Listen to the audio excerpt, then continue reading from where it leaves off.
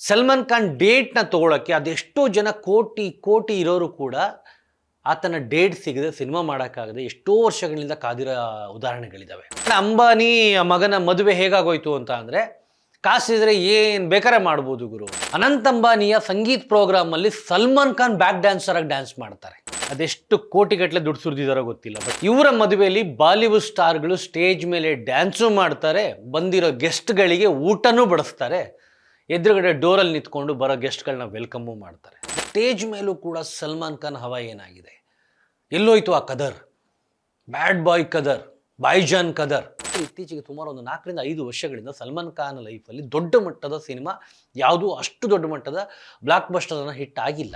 ನಮಸ್ಕಾರ, speed plus ಕರ್ನಾಟಕಕ್ಕೆ ಸ್ವಾಗತ. ನಾನು ಸಂದೀಪ್ ಕುಮಾರ್. ಕಾಸಿದ್ರೆ ಕೈಲಾಸನ ಕೊಂಡ್ಕೊಬೋದು ಅನ್ನೋ ಮಾತಿದೆ. ಮೋಸ್ಟ್ಲಿ ಆ ಮಾತೇನಾದರೂ ನಿಜ ಆಗಿದ್ರೆ ಅಥವಾ ನಿಜ ಆಗ್ತಿದೆ ಅಂದರೆ that is only because of Mukesh ಅಂಬಾನಿಯ ಮಗ ಅನಂತ್ ಅಂಬಾನಿಯ ಮದುವೆಯ ಸೆಲೆಬ್ರೇಷನ್ಗಳಿಂದ ಅಂತಲೇ ಅನ್ಬೋದು. ಏನಕ್ಕೆ ಈ ಮಾತು ಹೇಳ್ತಾ ಇದ್ದೀನಿ ಅಂದರೆ, ಕೆಲವು ತಿಂಗಳ ಹಿಂದೆ ಒಂದು ಎಂಗೇಜ್ಮೆಂಟ್ ಫಂಕ್ಷನ್ ಆಗುತ್ತೆ. ತುಂಬ ದೊಡ್ಡ ಮಟ್ಟದಲ್ಲಿ ಸಾಕಷ್ಟು ಕೋಟಿಗಟ್ಟಲೆ ಖರ್ಚು ಮಾಡಿರೋದಲ್ಲದೆ ದೊಡ್ಡ ದೊಡ್ಡ ಸ್ಟಾರ್ಗಳು, ಸೆಲೆಬ್ರಿಟಿಗಳು, ಬಾಲಿವುಡ್ನ ಕಿಂಗ್ಗಳೇ ಬಂದುಬಿಟ್ಟು ಸ್ಟೇಜಲ್ಲಿ ಡ್ಯಾನ್ಸ್ ಮಾಡ್ತಾರೆ. ಇದು ಯಾವುದೋ ಒಂದು ಸಿನಿಮಾ ಫಂಕ್ಷನ್ನ, ಅವಾರ್ಡ್ ಫಂಕ್ಷನ್ ಅಥವಾ ಮದುವೆ ಎಂಗೇಜ್ಮೆಂಟ್ ಅನ್ನೋಷ್ಟು ಕನ್ಫ್ಯೂಷನ್ ಆಗೋ ಮಟ್ಟದಲ್ಲಿ ಆ ಸೆಲೆಬ್ರೇಷನ್ ಇರುತ್ತೆ. ಈಗ ನಿನ್ನೆ ತಾನೇ ಇದೇ ಅನಂತ್ ಅಂಬಾನಿಯ ಮದುವೆಯ ಸಂಗೀತ ಪ್ರೋಗ್ರಾಮಲ್ಲಿ ಇಂಡಿಯನ್, ಈಗಷ್ಟೇ ಮೊನ್ನೆ ಕ್ರಿಕೆಟಲ್ಲಿ ವರ್ಲ್ಡ್ ಕಪ್ ಗೆದ್ದಂಥ ಇಂಡಿಯನ್ ಕ್ರಿಕೆಟ್ ಪ್ಲೇಯರಿಂದ ಹಿಡಿದು ಸ್ಟಾರ್ಗಳು ರೋಹಿತ್ ಶರ್ಮಾ, ವಿರಾಟ್ ಕೊಹ್ಲಿ, ಹಾರ್ದಿಕ್ ಪಾಂಡ್ಯದಿಂದ ಹಿಡಿದು ಪ್ರತಿಯೊಬ್ಬ ಬಾಲಿವುಡ್ ಸ್ಟಾರ್ಗಳು ಬಂದಿದ್ದಾರೆ, ಸೆಲೆಬ್ರೇಟ್ ಮಾಡಿದ್ದಾರೆ.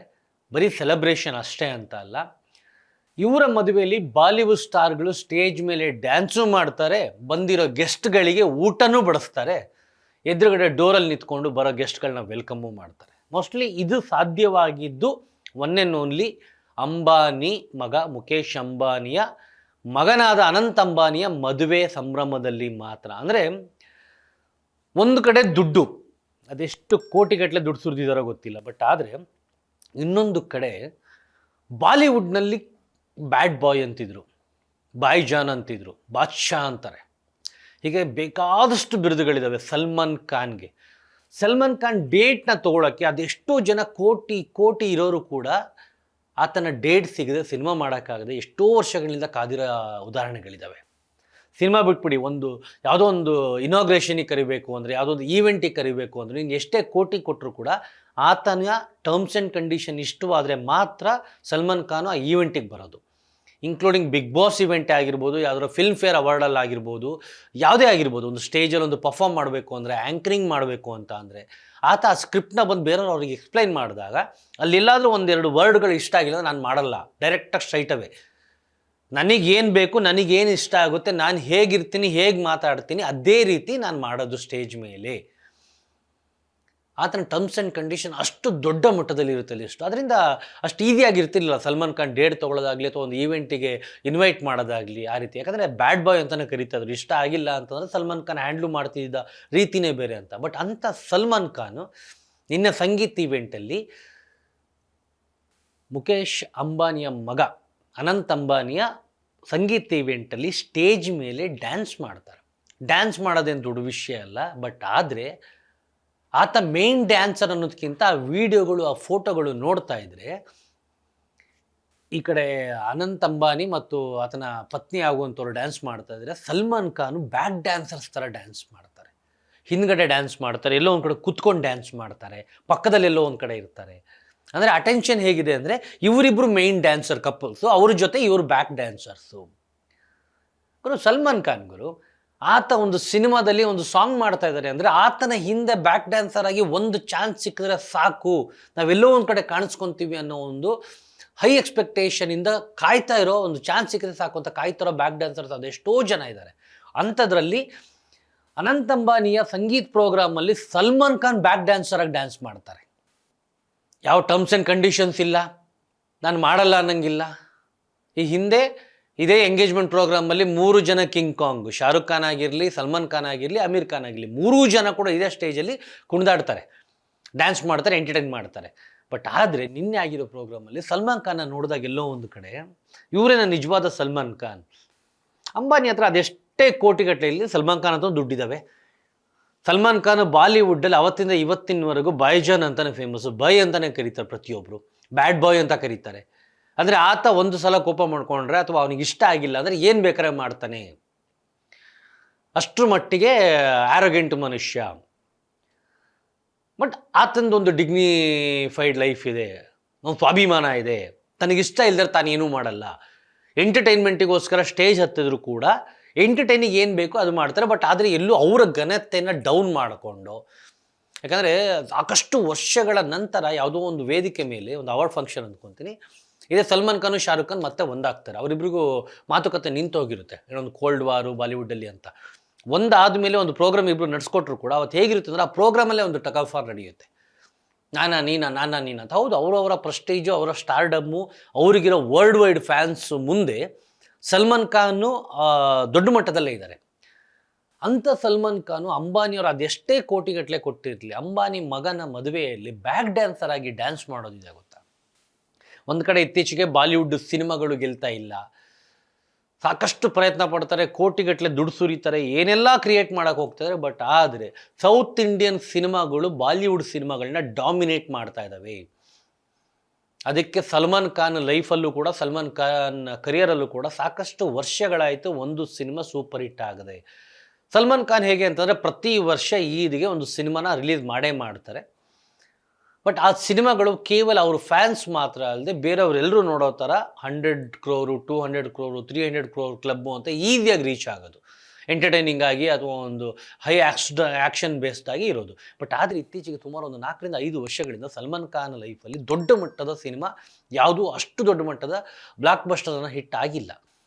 ಎಲ್ಲ ರೀತಿಯ ಸಿನಿಮಾಗಳನ್ನ ಟ್ರೈ ಮಾಡ್ತಿದ್ದಾರೆ, ಸ್ವಮೇಕ್ ರಿಮೇಕ್ ಏನೇ ಆದರೂ ಕೂಡ ಆಗ್ತಾ ಇಲ್ಲ. ಅಂದರೆ ಎಲ್ಲೋ ಒಂದು ಕಡೆ ಸೌತ್ ಇಂಡಿಯನ್ ಸಿನಿಮಾಗಳು ಬಾಲಿವುಡ್ಡಲ್ಲಿ ನಾರ್ತ್ ಇಂಡಿಯಾದಲ್ಲಿ ರೂಲ್ ಮಾಡ್ತಾರೋ ಲೆವೆಲಿಗೆ, ಕಾಸ್ಟ್ ಮಾಡ್ತಿರೋ ಲೆವೆಲಿಗೆ, ಡಾಮಿನೇಟ್ ಮಾಡ್ತಿರೋ ಲೆವೆಲಿಗೆ ಒನ್ಸ್ ಅಪಾನ್ ಎ ಟೈಮ್ ಇದೇ ಬಾಲಿವುಡ್ ಸಿನಿಮಾಗಳು ನಮ್ಮ ಸೌತಲ್ಲಿ ರೂಲ್ ಮಾಡ್ತಾ ಇದ್ವು.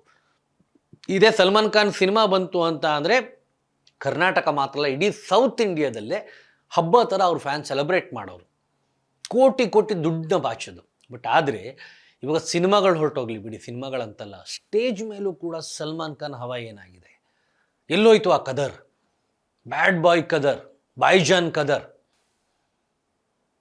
ಆಗಲ್ಲ ಅಂತ ಹೇಳ್ಬೋದಿತ್ತು. ಎಸ್ ಗುರು, ಸಲ್ಮಾನ್ ಖಾನ್ ಆಗಲ್ಲ ಅಂತಂದರೆ ನೀನು ಕಟಾಕಿ ಎತ್ತಾಕೊಂಡು ಹೋಗ್ಬಿಟ್ಟು ನೀನು ಮಾಡಲೇಬೇಕು ಅಂತ ಹೇಳಲ್ವಲ್ಲ. ಬಟ್ ಎಲ್ಲೋ ಒಂದು ಕಡೆ ನೀನು ಬ್ಯಾಕ್ ಡ್ಯಾನ್ಸರ್ ಆಗಿ ಆ ಫಂಕ್ಷನ್ ಕುಣಿತಾ ಇರೋದು ನೋಡೋ ನಿನ್ನ ಅಭಿಮಾನಿಗಳಿಗೂ ಹರ್ಟ್ ಆಗಿರುತ್ತೆ. ಏನು ಗುರು ಸಲ್ಮಾನ್ ಖಾನ ಇದು, ಕಿಂಗ್ ಥರ ಬದುಕ್ತಿದ್ದಾನೆ, ಏನು ಗುರು ಇದು, ಹೋಗಿ ಅವರಿಬ್ಬರೇ ಡ್ಯಾನ್ಸ್ ಮಾಡಿ ಅವ್ರ ಜೊತೆ ಬೇರೆ ಡ್ಯಾನ್ಸರ್ಸು ಮಾಡಿ ಈತ ಒಂದು ಗೆಸ್ಟ್ ಆಗಿ ಮಧ್ಯದಲ್ಲಿ ಬಂದು ಸಮಥಿಂಗ್ ಏನಾದರೂ ಬೇರೆ ಥರ ಕೊರಿಯೋಗ್ರಫಿ ಮಾಡಿದರೆ ಓಕೆ. ಬಟ್ ಅವರಿಬ್ಬರು ಎಂಜಾಯ್ ಮಾಡಿಕೊಂಡು ಅವರಿಬ್ಬರು ಒಂದು ಸಾಂಗಿಗೆ ಸ್ಟೆಪ್ ಆಗ್ತಾ ಇರ್ಬೇಕಾದ್ರೆ ಗಂಡು ಹೆಣ್ಣು, ಈತ ಒಬ್ಬ ಬ್ಯಾಕ್ ಡ್ಯಾನ್ಸರ್ ಆಗಿ ಅಲ್ಲೆಲ್ಲೋ ಡ್ಯಾನ್ಸ್ ಮಾಡ್ತಾರೆ, ಇಲ್ಲಿ ಬರ್ತಾರೆ, ಹಿಂದಕ್ಕೆ ಬರ್ತಾರೆ, ಮಧ್ಯದಲ್ಲೋ ಕುತ್ಕೊಂಡು ಡ್ಯಾನ್ಸ್ ಮಾಡ್ತಾರೆ. ಸೊ ಗೊತ್ತಿಲ್ಲ ಇದು ದುಡ್ಡಿನ ಪವರು ಅಥವಾ ಬೇರೆ ಯಾವುದೋ ಒಂದು ಪವರು, ಅಥವಾ ಸಲ್ಮಾನ್ ಖಾನ್ ಅವಶ್ಯಕತೆ ಇದ್ದು ಇದು ಮಾಡಿರೋದು, ಅಥವಾ ನೋ ಅಂತ ಹೇಳಕ್ಕಾಗದಿರೋ ಅಂಥ ದೊಡ್ಡ ರೀಸನ್ ಏನಾದರೂ ಇದೆಯಾ, ಅಥವಾ ತುಂಬ ಅಷ್ಟು ಪ್ರೀತಿ ಗೌರವದಿಂದ ಬಿಡುಗರು ಅದೇನು ಅದೆಲ್ಲ ಯಾವ ಸ್ಟಾರ್ಡಮ್ ಮೇಲೆ ನಂಗೆ ತುಂಬ ಆತ್ಮೀಯರು, ನನ್ನ ತಮ್ಮ ಇದ್ದಂಗೆ ಅವನು, ಅವನ ಮದುವೆಲಿ ನಾನು ಹೆಂಗಾರ ಕುಣಿತೀನಿ, ನನ್ನ ತಮ್ಮನೋ ಅಣ್ಣನ ಮದುವೆಲಿ ನಾನು ಹಿಂದ್ಗಡೆನೋ ಮುಂದ್ಗಡೆನೋ ಕುಣಿದ್ರೆ ಯಾರು ಕೇಳ್ತಾರ, ಹಾಗೆ ಅವನು ನನ್ನ ತಮ್ಮ ಇದ್ದಂಗೆ ನಾನು ಕುಣಿತೀನಿ, ಈ ರೀತಿಯ ಆಲೋಚನೆನೋ ಅದು ಗೊತ್ತಿಲ್ಲ ಕೂಡ. ಬಟ್ ಆದರೆ ಆ ಫೋಟೋಗಳನ್ನ ವೀಡಿಯೋಗಳನ್ನ ಎಲ್ಲೋ ಒಂದು ಕಡೆ ನೋಡಿದವರು ಇದೇ ರೀತಿಯ ಒಂದು ಏನು ಗುರು ಸಲ್ಮಾನ್ ಖಾನ ಇದು ಅನ್ನೋ ಥರ ಒಂದು ಕಾಮೆಂಟ್ಗಳು ಮಾಡ್ತಾ ಇದ್ದಾರೆ. ಅಷ್ಟು ದೊಡ್ಡ ಮಟ್ಟಿಗೆ ನ್ಯೂಸ್ ಆಗ್ತಾ ಇದೆ. ಯಾಕಂದರೆ ಎಲ್ರಿಗೂ ಒಂದು ಆಶ್ಚರ್ಯ, ಯಾಕಂದರೆ ಸಲ್ಮಾನ್ ಖಾನ್ ಯಾರೂ ಈ ರೀತಿ ನೋಡಿಲ್ಲ. ಪಕ್ಕದಲ್ಲಿ ಶಾರುಖ್ ಖಾನೇ ಇರಲಿ, ಅಮೀರ್ ಖಾನೇ ಇರಲಿ, ಇನ್ನು ಯಾರೇ ಇರಲಿ, ಆತ ಸ್ಟೇಜಲ್ಲಿ ಇದ್ದರೆ ಆತನ ಕದರೇ ಬೇರೆ, ಆ್ಯಟಿಟ್ಯೂಡೇ ಬೇರೆ, ಮಾತಾಡೋ ರೀತಿ ಆಗಲಿ ಪ್ರತಿಯೊಂದು ಅಷ್ಟೇ. ಸುಮ್ಮನೆ ಏನೋ ಬಂದುಬಿಟ್ಟು ಎಲ್ಲ ಕುಣಿಯೋಕ್ಕೆ ಹೋಗಲ್ಲ. ಅದು ಸಿಗ್ನೇಚರ್ ಸ್ಟೆಪ್ ಇದೆ, ಟವಲ್ ಹಿಡ್ಕೊಂಡು ಹಿಂಗೆ ಹೋಗೋದು, ಆ ಸ್ಟೆಪ್ಪು ಅಥವಾ ಮತ್ತೊಂದು ಯಾವುದೋ ಒಂದು ಸ್ಟೆಪ್ಗಳು ಹಾಕ್ಕೊಂಡು ಎಷ್ಟು ಬೇಕೋ ಅಷ್ಟು ಎಂಟರ್ಟೈನ್ ಮಾಡ್ಕೊಂಡು ಇರ್ತಾರೆ. ಬಟ್ ಆದರೆ ಈ ಮದುವೆಯಲ್ಲಿ ಎಲ್ಲೋ ಒಂದು ಕಡೆ ಅಂಬಾನಿ ಮಗನ ಮದುವೆ ಹೇಗಾಗೋಯ್ತು ಅಂತ ಅಂದರೆ, ಕಾಸಿದ್ರೆ ಏನು ಬೇಕಾರೆ ಮಾಡ್ಬೋದು ಗುರು, ಯಾರನ್ನ ಬೇಕಾರೆ ನಿನ್ನ ತಾಳಕ್ಕೆ ತಕ್ಕಂಗೆ ಕುಣಿಸ್ಬೋದು, ಏನು ಬೇಕಾರೆ ಮಾಡ್ಬೋದು. ಕೇವಲ ಸಲ್ಮಾನ್ ಖಾನು ಡ್ಯಾನ್ಸ್ ಮಾಡಿರೋದಲ್ಲ ಸ್ಟೇಜ್ ಮೇಲೆ, ನಾನು ಹೇಳ್ತಾ ಇರೋದು ಬ್ಯಾಕ್ ಡ್ಯಾನ್ಸರ್ ಆಗಿ. ಅದು ಬಿಟ್ಟು ಅದೆಷ್ಟೋ ಸೆಲೆಬ್ರಿಟಿಗಳು, ರೆಕಗ್ನೈಸ್ ಸೆಲೆಬ್ರಿಟಿಗಳು, ದೊಡ್ಡ ದೊಡ್ಡ ಸೆಲೆಬ್ರಿಟಿಗಳು ಬಂದವರಿಗೆ ಊಟ ಬಡಿಸಿದಾರಂತೆ. ಅಂದರೆ ಗೊತ್ತಿಲ್ಲ, ಇದು ಎಲ್ಲ ಒಂದು ಕಡೆ ಒಂದು ಮದುವೆಗೆ ಇನ್ವಿಟೇಷನ್ ಜೊತೆಗೆ ಬಂದು ನೀವು ಊಟ ಬಡಿಸ್ಬೇಕು, ಅದಕ್ಕೆ ಇಷ್ಟರೋರು ಬಾಗ್ಲಲ್ಲಿ ನಿಂತ್ಕೊಂಡ್ಬಿಟ್ಟು ಬಂದವ್ರ ನೀವು ಹಾಯಾಗಿ ನಗ್ನಗ್ತಾ ವೆಲ್ಕಮ್ ಮಾಡಬೇಕು, ಅದಕ್ಕಿಷ್ಟು ಕೋಟಿ. ಡ್ಯಾನ್ಸ್ ಮಾಡೋಕ್ಕೆ ಎಷ್ಟು ಕೋಟಿ. ಸೊ ಈ ರೀತಿಯೂ ಇರ್ಬೋದು, ಗೊತ್ತಿಲ್ಲ. ಸೊ ಒಂದು ಅಂಬಾನಿಯವರು ಕರೆದಾಗ ಇಲ್ಲ ಅನ್ನೋಕ್ಕಾಗದೇ ಇರೋದು ದೊಡ್ಡ ಮದುವೆ, ಪ್ರಪಂಚದ ಅಗರ್ಭ ಶ್ರೀಮಂತರಲ್ಲಿ ಒಬ್ಬರಾದ ಅಂಬಾನಿಯವರ ಮಗನ ಮದುವೆ.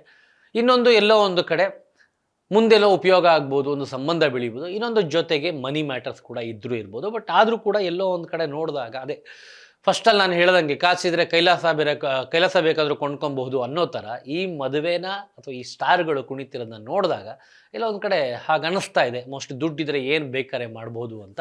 ಸೊ ನಿಮಗೇನಿಸ್ತು ಅಂತ ಕಮೆಂಟ್ ಮಾಡಿ ಅಂತ ಹೇಳ್ತಾ ಈ ವಿಡಿಯೋಲಿ ಮುಗಿಸ್ತಾ ಇದ್ದೀನಿ. ನೋಡ್ತಾ ಇರಿ ಸ್ಪೀಡ್ ಪ್ಲಸ್ ಕರ್ನಾಟಕ. ಮತ್ತೆ ಸಿಗ್ತೀನಿ. ನಮಸ್ಕಾರ. Speed plus Karnataka.